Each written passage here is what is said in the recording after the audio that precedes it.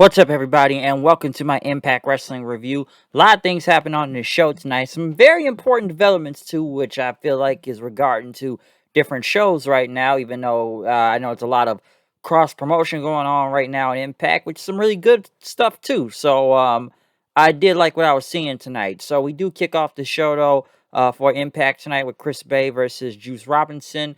Of course, Jay White out there and David Finlay. Of course, they got to promote their match coming up for New Japan Pro Wrestling Resurgence on August the 14th. So I am looking forward to that show. A very good match to kick off the show. Of course, Jay White got up on the apron and David Finlay took him down. But, you know, Chris Bay ended up hitting his springboard cutter, the ultimate finesse onto Juice Robinson for the win. But right after the match, as Jay White and Chris Bay were up on stage, White ended up handing him a T-shirt, which ended up being a Bullet Club T-shirt and whatnot. So Chris Bay is now officially in the Bullet Club now, which that was kind of fast when you look at it, because I thought he would have probably made him wait a little bit longer to get in there. But yeah, he's now in the Bullet Club. Chris Bay, which now I want to see how many people they can get from Impact to being Bullet Club. I would like to see Chris Bay go over to New Japan for a minute to see what goes down there and whatnot. I am looking forward to that whenever that's going to happen. But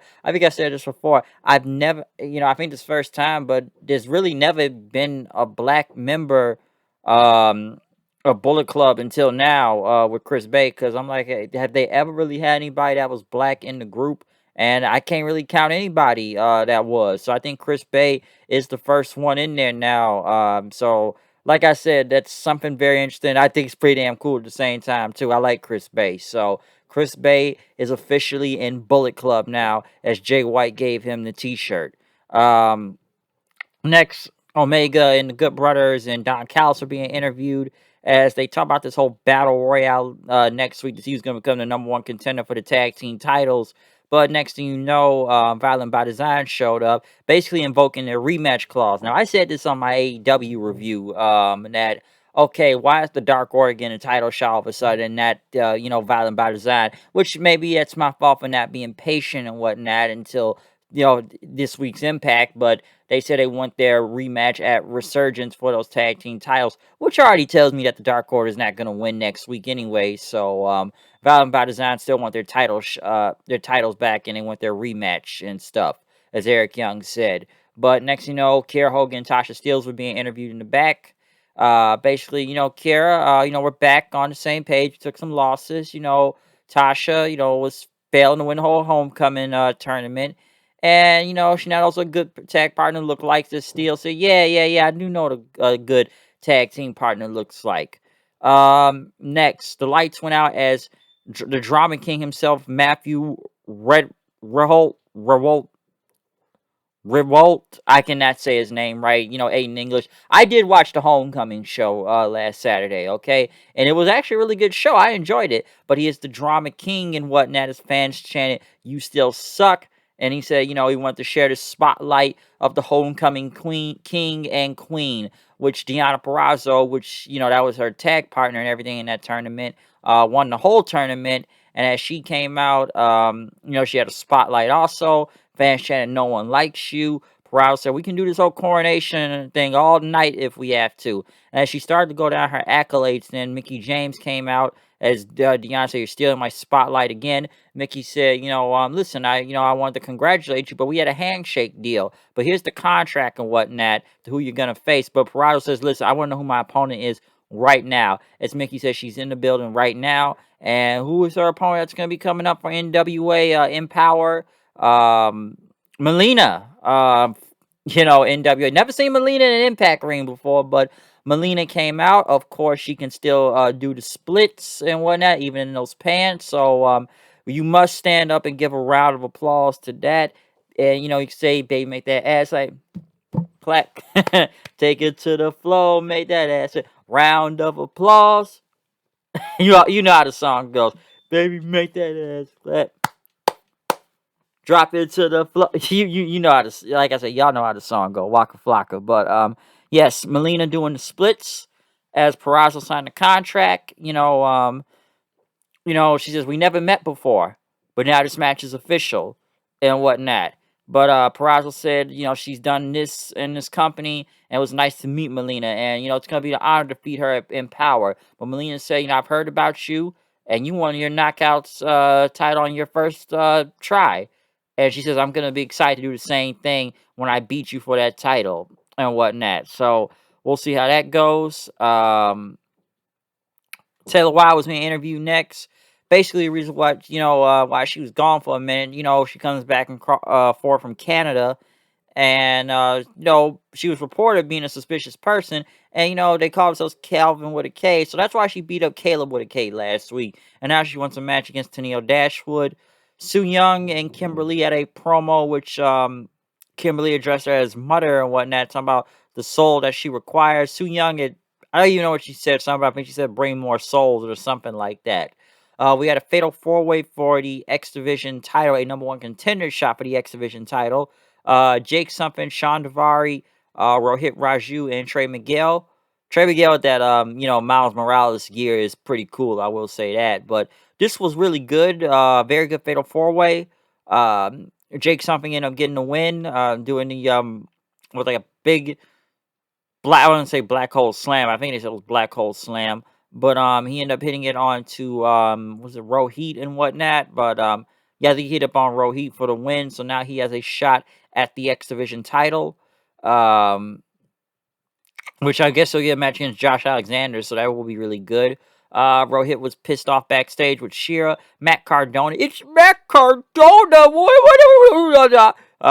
Basically, he was mad because that bag almost hit Chelsea. Shira says he's not going to hit a woman, and, Cardona says, come on, let's see what you can do now. As Rohit back now and then. Josh Alexander was being interviewed in the back until Davari showed up saying that should be my title shot and everything. He says, all right, you want a title shot? If you can beat me next week, you can get a title shot then. Jordan Grace and Rachel Ellering went against Kiera Hogan with Tasha Steelz, which I guess I should be saying right now, this will be the last time you see Fire and Flavor right here, which they end up losing the match. Kiera ended up taking the pin as Kiera and Tasha basically looked at each other then.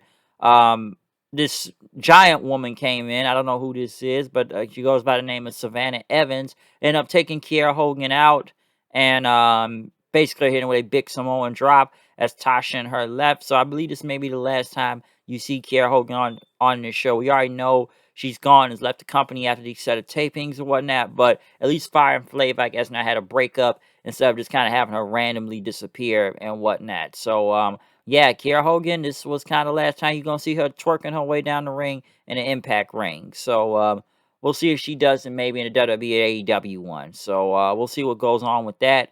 But Tasha Steelz getting a new partner now. Savannah Evans, this giant woman. Don't know much about her, but let's see how that goes with her and Tasha next. Kazarian was in the back.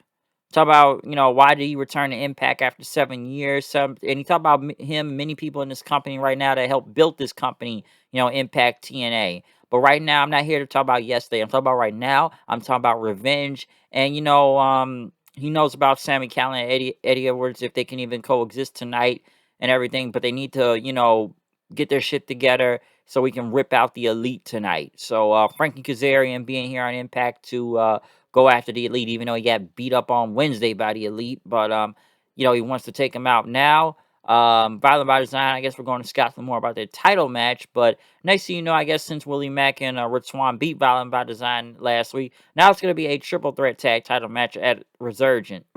So let's see what happens there. Steve Macklin went against JC or JC. Macklin won, and he kept beating him up after the match. But Petey Williams came out then to stop him. P. Williams ended up taking a chair. He was going to hit him with it, but Macklin basically got out of dodge and let him go, as I guess he was going to get him in later time. So we'll see what happens in that match later on going on with that. Tennille Dashwood had her talk show All About Me, which I guess had the doctor on there, the Dr. Ross Foreman, which to check Caleb's neck, saying he should go see a specialist. Scott D'Amore came in, and I could come and fire Taylor Wilde, but with this investigation, and she's willing to drop this investigation. All you gotta do is a match, okay? You face her, and you'll get him, and we'll drop the whole case and everything. But even say, hey, Did Mads ever talk about you use her locker room talk set and whatnot? So he questioned that before leaving. I feel like these all about me segments are really getting boring now. Um, Next, Chris Sabin was interviewed. Talking about he's going to win that battle royale. Make sure Moose never gets the title. In the main event, though, Kenny Omega, Gallows, and Anderson went against Sami Callihan, Frank Kazarian, and Eddie Edwards. A very good main event to end off the show and whatnot. Callahan and crew getting the win. Callahan ended up hitting a big um, power drive onto Kenny Omega on the apron and whatnot, as Eddie hit the Blue Thunder Bomb onto Carl Anderson, and then hit the Boston Knee Party for the win and whatnot. As you know, Callis was checking on Omega's, kind of worried about his neck and everything. Callahan and Eddie end up playing to the crowd and whatnot. But Eddie was playing to the crowd still. W. Morrissey came out and destroyed Eddie Edwards again after taking the loss last Saturday at Homecoming in that hardcore match. Morrissey ended up power bombing him then and stood over him as the show ended. A very good show and whatnot. And, even my friend said, Impact is not bad. He doesn't even watch him. He watched some of Impact, but he did like this show. And he wished they were on a different network. Because, let me just address this right now, too. Impact's not even on Twitch anymore at this point. Apparently, you gotta pay 99 cents now on YouTube for it. So I already know how to watch the show for free, anyways. But it was cool at least to have it on Twitch. It was kind of convenient. But now it's like, okay, the Twitch thing is over, and now they've moved to a more subscription based on YouTube and whatnot, which is not a bad idea at the same time too. But I'm not really gonna pay 99 cents for that. But then again, hell, NWA even costs more to watch. Okay, so yeah, it's not gonna be on longer on Twitch at this point. But other than that, though, not a bad episode of Impact. I thought it was pretty good, enjoyable. Unless they are building in the resurgence in this whole battle royale next week. So we'll see what happens with that. But not a bad show. Very good, solid main event and whatnot. And Morrissey getting his revenge too. So I'm out of here. See you guys later. Peace out. Come subscribe. Find me on Twitter, Hood9090. I repeat myself a lot. Peace.